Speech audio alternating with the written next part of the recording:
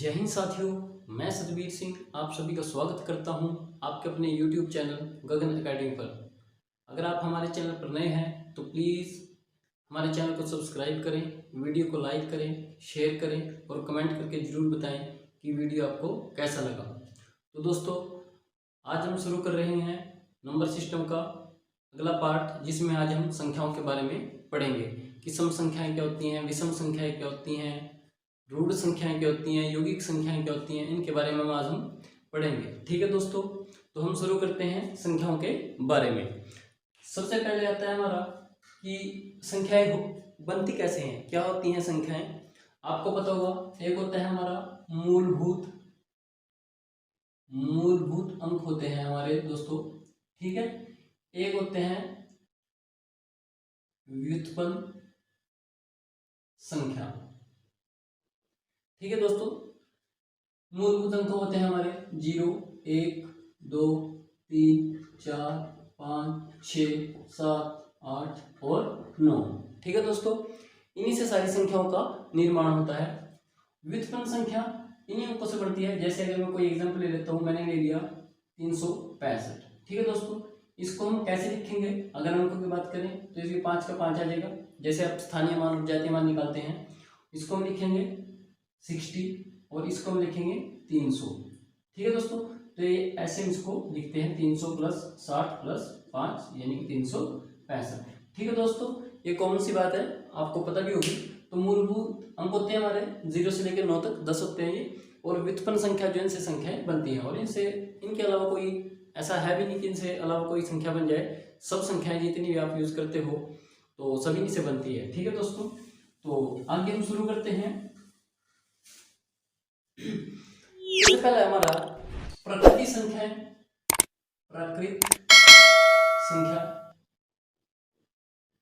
और एक होता है पूर्ण संख्या।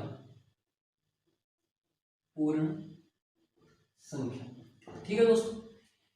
एक बात याद रखना, जो हमारा ये प्राकृतिक संख्या होती है दोस्तों, इसको ही हम हिंदू अरबी संख्या भी कहते हैं। ये एक बार ये क्वेश्चन बना था एग्जाम में, हिंदू अरबी संख्या, ठीक है दोस्तों। ये एक बार टेट के एग्जाम में आया था कि हिंदू अरबी संख्या कौन सी होती है, किससे शुरू होती है। तो दोस्तों, ये हमारी प्राकृतिक संख्या है, ये 1 से शुरू होती है, इसको n से डिनोट करते हैं, नेचुरल नंबर। और जो पूर्ण संख्या होती है उसको w से डिनोट करते हैं, होल नंबर, ठीक है दोस्तों। ये हमारी 1 से शुरू होती है, 1, 2, 3, 4 और ये कहाँ तक होती है, इन्फिनिटी तक, ठीक है दोस्तों, अनंत तक होती हैं। और जब इनके आगे, जब प्रकृत संख्याओं के आगे हम 0 ऐड कर देते हैं, 0, 1, 2, 3 ऐसे करके और इन्फिनिटी तक चलती हैं, तो ये होती है पूर्ण संख्याएं, ठीक है दोस्तों। कि प्रकृत संख्याएं 1 से शुरू होती हैं, इन्फिनिटी तक जाती हैं, और पूर्ण संख्याएं जो हमारी हैं वो 0 से शुरू होती हैं और आगे सेम है एज ए प्राकृतिक संख्याओं की तरह, ठीक है दोस्तों। ये भी इन्फिनिटी तक जाती है। और ये बात याद रखना कि इसको हिंदू अरबी संख्या के नाम से जाना जाता है, ठीक है दोस्तों। इसके बाद हमारा आता है सम और विषम संख्याएं, ठीक है दोस्तों। सम संख्या और एक होती है हमारी विषम संख्या।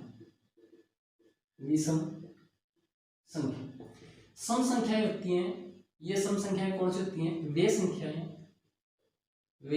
संख्याएं जो 2 से भाग हो जाए। जैसे, और आपको मैंने लास्ट वीडियो में बताया था कि 2 से भाग होने वाली संख्याओं क्या पहचान होती है, जिसका अंतिम अंक 2, 4, 6, 8 या 0 हो, वो सब क्या होगी, सम संख्याएं होंगी, क्योंकि वो 2 से डिवाइड हो जाती हैं। जैसे मैं लिख देता हूँ 86, 396, ठीक है दोस्तों, या 27354, ठीक है दोस्तों। जो 2 से भाग हो जाए उनको क्या बोलते हैं, सम संख्याएं, या इवन नंबर भी इनको बोलते हैं। क्या बोलते हैं दोस्तों, इवन नंबर, ठीक है दोस्तों। ये होती हैं ओड नंबर, और जो 2 से विभाजित ना हो, जो 2 से विभाजित न हो, ठीक है दोस्तों। जैसे मैंने लिख दिया 25, मैंने लिख दिया 81, मैंने लिख दिया 785, मैंने लिख दिया 1023, ठीक है दोस्तों, जो 2 से डिवाइड न होती हो उनको क्या बोलते हैं, विषम संख्याएं बोलते हैं, ओड नंबर। और ये कहाँ तक चलती हैं, सम संख्याएं। अगर इनकी मैं बात करूं जैसे 2, 4, 6 ऐसे ऐसे करके ये इन्फिनिट तक चलती हैं दोस्तों। ठीक है दोस्तों, इन्फिनिट तक चलती हैं। और सेम ये भी 1, 3, 5, 7 और ये भी इन्फिनिट तक चलती हैं। ठीक है दोस्तों, अगर 100 तक मैं बात करूं, 100 तक की मैं बात करूं, तो उसमें क्या होगा, 50 हमारी विषम संख्याएं होगी और 50 हमारी सम संख्या होती है। हर एक संख्या को छोड़ के अगला जो संख्या होती है वो हमारी क्या होती है, विषम संख्या होती है। अगर एक संख्या सम है तो उससे जो नेक्स्ट संख्या आएगी वो विषम आएगी। ठीक है दोस्तों, आगे है दोस्तों कि अगर मैं 2 सम संख्याओं को जोड़ता हूँ, जैसे मैंने 2 संख्याएं ले ली सम, जैसे मैंने ले ली एक 18 ले ली और इसमें मैं ऐड करता हूँ 20, तो हमारे पास जो रिजल्ट आया है वो है 38। मतलब कि अगर मैं सम प्लस सम 2 सम संख्याएं जोड़ता हूँ तो मेरे पास आंसर आएगा सम संख्या निकल के। ठीक है दोस्तों, एग्जाम्पल और भी आप ले सकते हैं, जैसे मैंने 98 में कुछ भी जोड़ दिया, मैंने जोड़ दिया 42, 8 2 10 9 4 13 1 14 और ये सम संख्या है। अगर मैं एक संख्या सम लेता हूँ और एक संख्या में विषम लेता हूँ तब मेरे पास क्या रिजल्ट आएगा, एक मैंने सम ली, ठीक है, और एक मैंने विषम ली, तो इसमें आंसर आया आपका विषम संख्या निकल के आएगी। फॉर एग्जाम्पल जैसे मैंने एक ले ली 7 और एक ले ली मैंने 8, तो ये आएगा आपका 15। मैंने एक ले ली 25 और एक मैंने ले ली अब ले लो कुछ 12, तो ये आएगा 37। तो कहने का मतलब है कि जब मैं एक संख्या सम लेता हूँ एक विषम लेता हूँ तो मेरे पास आंसर क्या आएगा, विषम संख्या। जब दोनों सम लेता हूँ तो सम संख्या आता है। अगर मैं दोनों ही विषम ले लूँ दोस्तों, विषम प्लस विषम, तब मेरे पास क्या आंसर आएगा निकल के।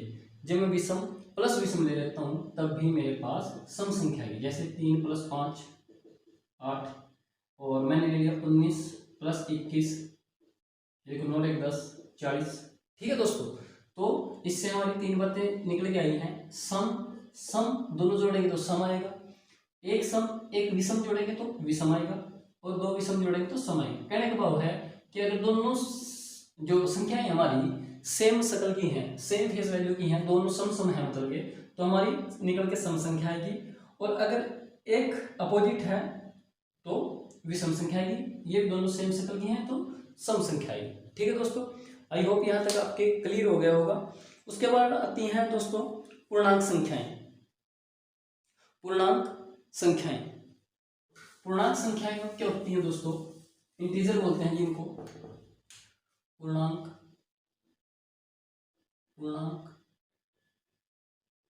संख्या। ठीक है दोस्तों, पूर्णांक संख्याएं होती हैं, इसमें आपको एक लाइन होती है जैसे जिसपे हम अपनी अंक डिनोट करते हैं, ये 0 होता है, यहाँ पे 1 होता है, यहाँ पे 2 होता है, यहाँ पे 3 होता है और ये ऐसे करते हुए इन्फिनिटी तक चलता है।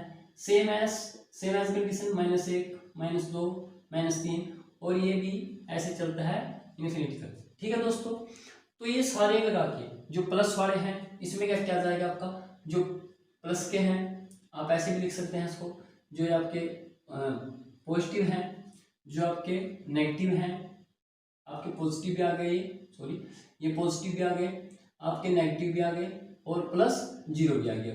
ये तीनों मिला के नेगेटिव वाले, 0 और पॉजिटिव सभी मिला के हमारे क्या बनाते हैं, पूर्णांक बनाते हैं।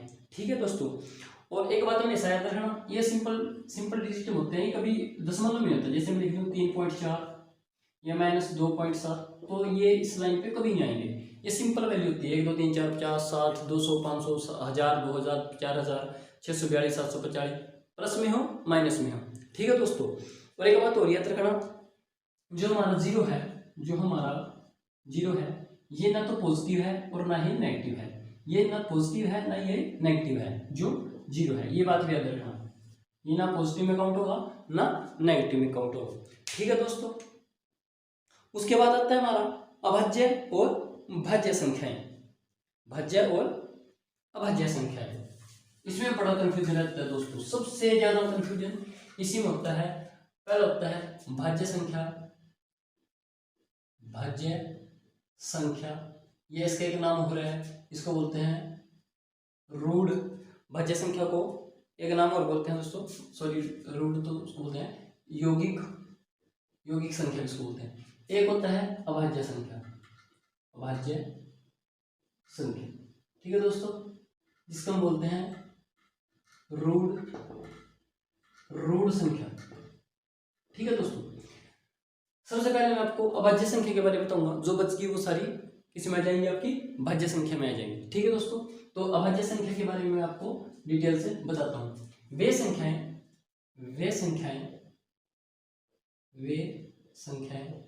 जिनमें केवल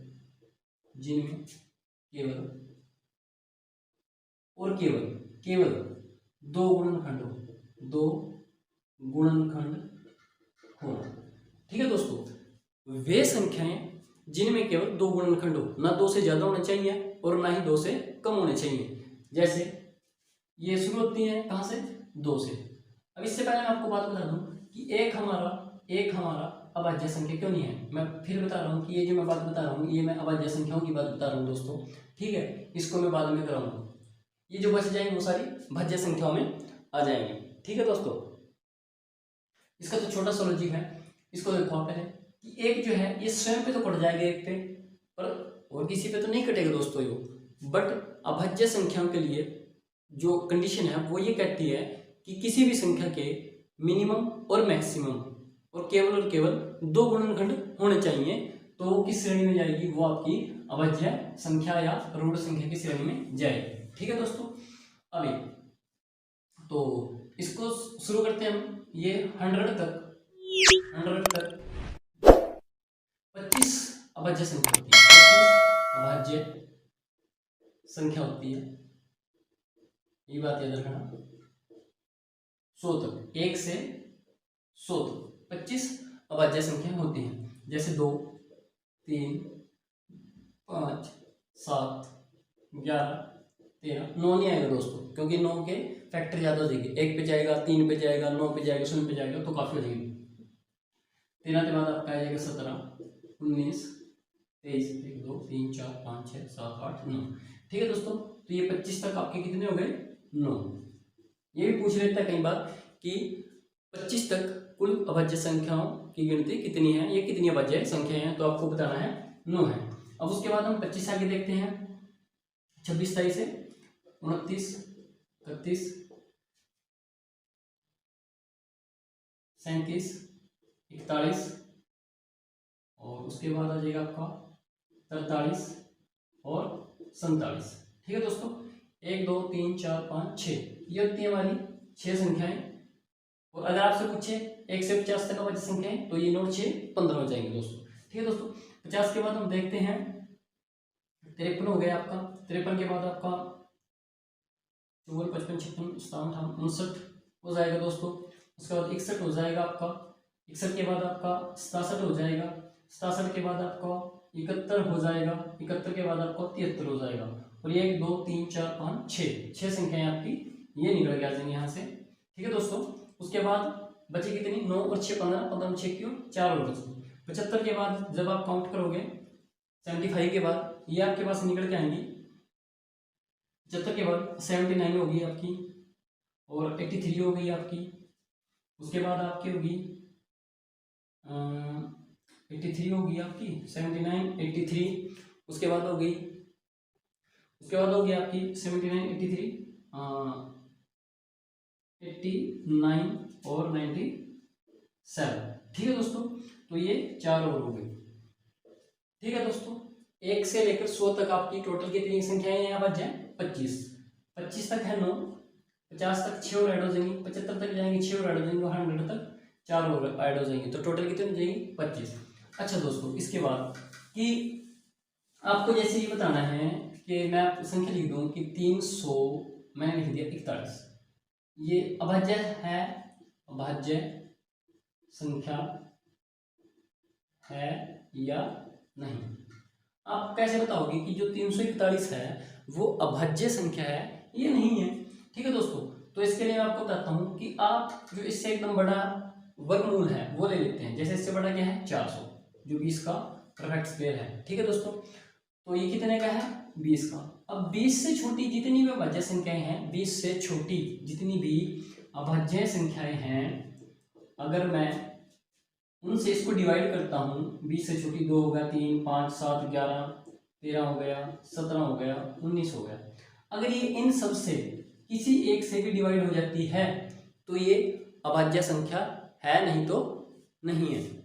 सॉरी, अगर ये 341, ठीक है दोस्तों, अगर ये किसी से भी कटेगा तो अभाज्य संख्या नहीं है, अगर नहीं कटा तो ये अभाज्य संख्या है। 2 से तो नहीं कटेगा, लास्ट में नहीं है।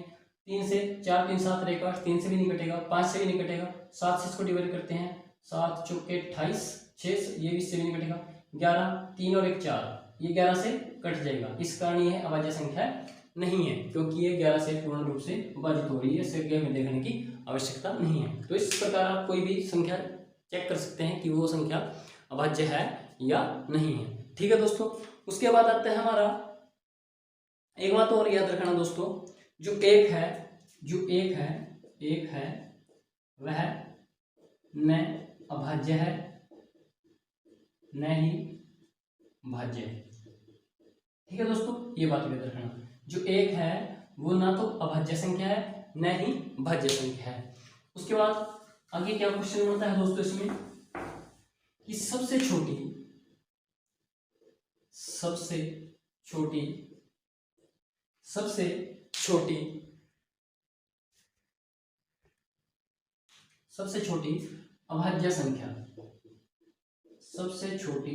अभाज्य संख्या, क्योंकि दोस्तों 2। ठीक है दोस्तों, सबसे छोटी सम अभाज्य संख्या, क्योंकि दोस्तों 2। और एक बात और याद रखना दोस्तों कि 2 मात्र एक ऐसी संख्या है जो सम भी है और अभाज्य भी है। 2 के बाद जितनी भी संख्याएं हैं वो सब इन्फिनिटी तक विषम संख्याएं हैं हमारी। ठीक है दोस्तों, और कहाँ तक है ये किसी को नहीं पता, अनंत तक है। ठीक है दोस्तों, उसके बाद सबसे बड़ी सम अभाज्य संख्या कौन सी होगी दोस्तों? 2। ठीक है दोस्तों, क्योंकि सबसे छोटी सम भी 2 ही है और सबसे बड़ी सम भी 2 ही है। अगर ये आपसे क्वेश्चन पूछ लेता है सबसे छोटी, उसके बाद है क्वेश्चन अगला, सबसे छोटी विषम अभाज्य संख्या, तो ये कौन सी है दोस्तों? 3। ठीक है दोस्तों, अगर आपसे पूछे सबसे छोटी अभाज्य संख्या कौन सी है तो 2 है। सबसे छोटी सम अभाज्य संख्या कौन सी है? वो भी 2 है। सबसे बड़ी सम अभाज्य संख्या कौन सी है? वो भी 2 है। और सबसे छोटी विषम अभाज्य संख्या कौन सी है? तो वो क्या है? 3 हो जाएगा आपका। ठीक है दोस्तों, ये बातें अपनी याद रखनी है, ये बड़ी इंपॉर्टेंट है और यहाँ से क्वेश्चन भी बनता है। ठीक है दोस्तों, उसके बाद अगला क्वेश्चन आता है हमारा सह अभाज्य संख्या।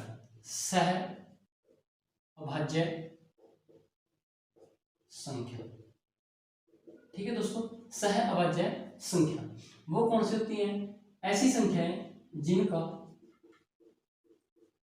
HCF मतलब महत्तम समावर्तक, जिनका महत्तम समावर्तक 1 हो। ठीक है दोस्तों, जैसे मैं कोई भी संख्या ले लेता हूं, मैंने ले लिया 16 और सह अभाज्य संख्या बोलते हैं उसको, 16 और 25। अब आप बोलोगे तो सम संख्या है, ये बोल रहा है सह अभाज्य न कि अभाज्य। तो इन दोनों का जब मैं HCF निकालूंगा तो इन दोनों का HCF जो होगा वो 1 आएगा। 1 आना चाहिए दोस्तों। ठीक है, जैसे मैं ले लेता हूँ 18 और एक मैंने ले लिया जैसे 12, तो ये सह अभाज्य संख्या नहीं होगी। ठीक है दोस्तों, ये मैं 3 ले लेता हूँ एक, तो ये क्योंकि आगे कर देंगे इसके, ये भी 3 के गुणनखंड आएंगे, इसके बढ़ाएंगे, ये तो खुद ही 3 है, तो ये सह अभाज्य संख्या नहीं होगी। जिसके HCF या महत्तम समावर्तक मैसह बोलते हैं जिसको, वो 1 हो तो उसको हम कहते हैं सह अभाज्य संख्या। ठीक है दोस्तों, उसके बाद एक आता है इसमें दोस्तों अभाज्य जोड़ा। अभाज्य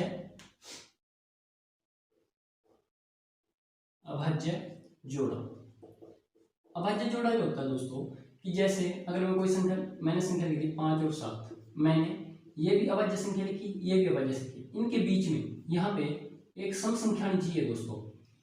मैं इसको ऐसे लिख देता हूँ, दो अभाज्य संख्याओं के बीच में यदि एक सम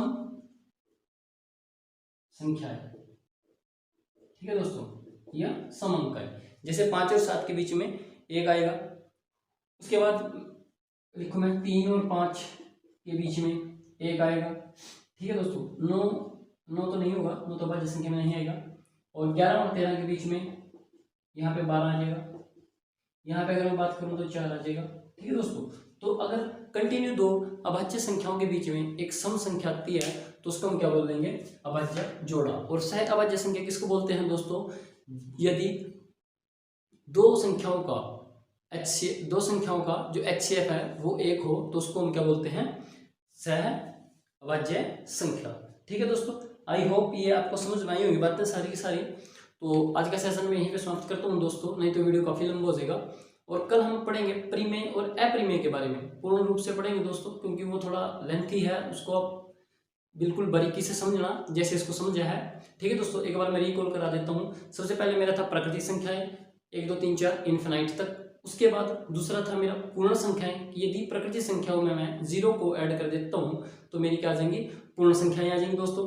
उसके बाद था मेरा सम संख्याएं। सम संख्याएं क्या थी दोस्तों, जो संख्याएं 2 से विभाजित हो जाएं। और विषम संख्याएं क्या थी दोस्तों, जो 2 से विभाजित ना हो। उसके बाद आता है पूर्णांक। पूर्णांक जो रेखा लाइन पे 0 जो प्लस में है, जैसे यहाँ पे हमारा 0 होता है, इस साइड हमारा RHS और LHS होता है दोस्तों, ये राइट हैंड साइड और लेफ्ट हैंड साइड, इन तीनों को अगर मैं काउंट कर देता हूँ तो क्या बन जाते हैं, पूर्णांक बन जाते हैं दोस्तों। ठीक है दोस्तों, उसके बाद अभाज्य और अभाज्य संख्या। अच्छा दोस्तों, भाज्य संख्या क्या है, जो भाज्य नहीं है, जो संख्याएं अभाज्य नहीं है वो सारी क्या है, भाज्य संख्याएं हमारी होती हैं। ठीक है दोस्तों, जो संख्याएं भाज्य नहीं है वो सभी क्या होती हैं,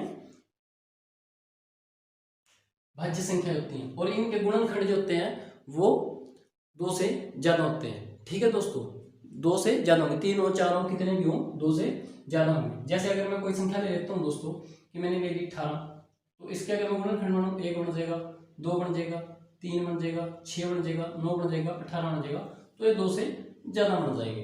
ठीक है दोस्तों, तो ये क्या हो जाएगी, भाज्य संख्या हो जाएगी। और अभाज्य मैंने आपको बताया कि 1 से 100 तक टोटल 25 अभाज्य संख्याएं हैं। ठीक है दोस्तों, 1 से लेके 25 तक 9 है, और 25 से 50 तक 6 और है, 50 से 51 से 75 तक 6 और है, और 76 से 100 तक 4 और हैं। तो इस प्रकार ये टोटल कितनी संख्या बनती है दोस्तों, ये बनती है 25 संख्याएं। और सबसे छोटी अभाज्य संख्या कौन सी है, 2। सबसे छोटी सम अभाज्य संख्या कौन सी है, 2। सबसे बड़ी सम अभाज्य संख्या कौन सी है दोस्तों, वो भी 2 है। और सबसे छोटी विषम अभाज्य संख्या कौन सी है, तो वो क्या है आपकी, वो होगी 3। ठीक है दोस्तों, आशा करता हूँ कि आपको ये सेशन जरूर पसंद आया होगा। तो दोस्तों, अगर आप हमारे चैनल पर नए हैं तो चैनल को सब्सक्राइब करें, वीडियो को लाइक करें और शेयर करें, ताकि आपके शेयर करने से दूसरे बच्चों को भी इसका फायदा मिल सके। ठीक है दोस्तों, थैंक यू दोस्तों, जय हिंद।